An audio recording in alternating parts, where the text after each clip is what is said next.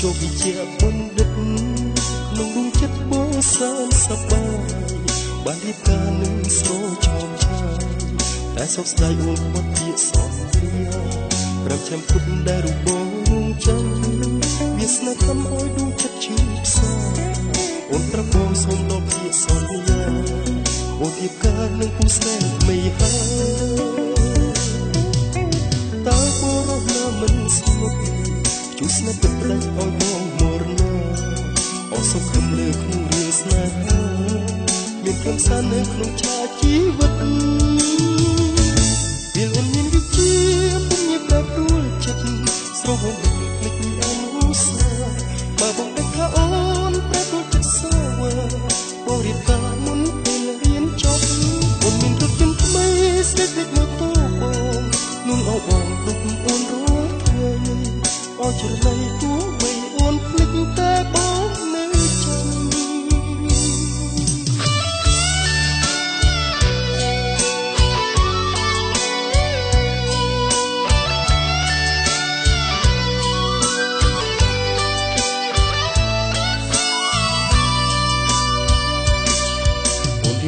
ចូលវិជាបណ្ឌិតក្នុងដួងចិត្តបងសានសប្បាយបានរៀបការនឹងស្រោចោមឆាយតែសោកស្ដាយអូនខ្វាត់ពីសន្យាប្រាប់ឆ្នាំពុតដែលរូបបងរងចាំ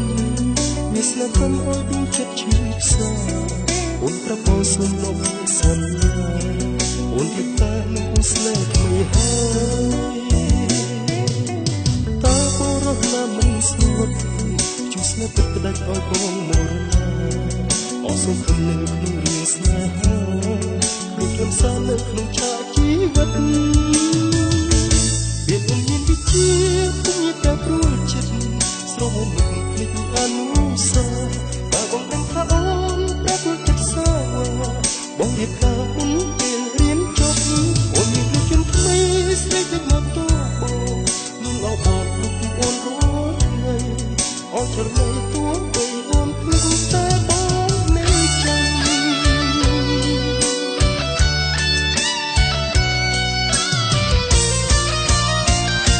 ពេលអូនមានវិជា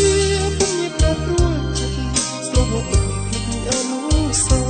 បើបងដឹងថាអូនប្រែប្រួលចិត្តសាបងរៀបការមុនពេលរៀនចប់អូនមានរថយន្តថ្មីស្ដេចដឹកម៉ូតូបងនឹងអោបងទុកអូនរត់ថ្ងៃអោច្រឡៃទោះបីអូនភ្លេចតែបងនៅចាំអោច្រឡៃទោះបីអូនភ្លេចតែ